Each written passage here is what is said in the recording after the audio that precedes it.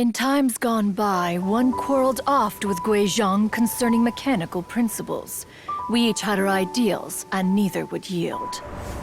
Under the pretext of a social gathering, one invited the impartial Rex Lapis to judge the quality of our creations.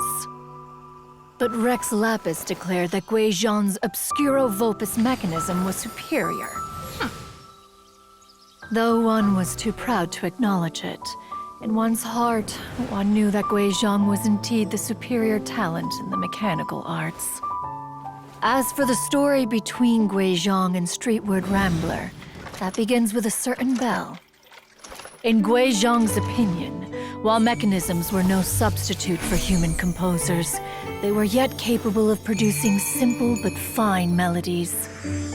But Streetward Rambler believed music to be an expression of the soul, an emotional enterprise that could never hope to be replicated by machinery.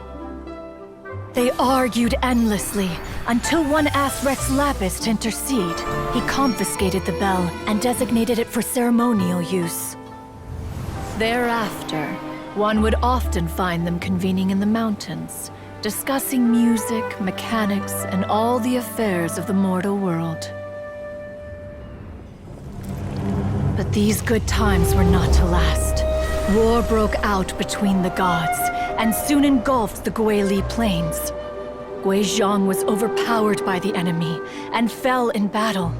When Streetward Rambler and I arrived at the scene at long last, all that remained among the ruins was her lifeless body. After this, at Streetward Rambler's request, Rex Lapis granted her the cleansing bell for safekeeping. To honor our friend's memory, one made a few finishing touches to her ballistic device. Many lantern rites have passed since then. Many greetings and goodbyes. Upon what do you gaze? The Guili Plains? No.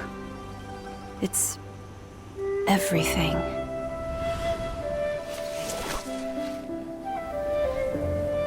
We think of human life as like a lantern that's lit one minute and extinguished the next. But are we Adepti so different? Perhaps as dust settles after a storm, we too must one day return to the world below.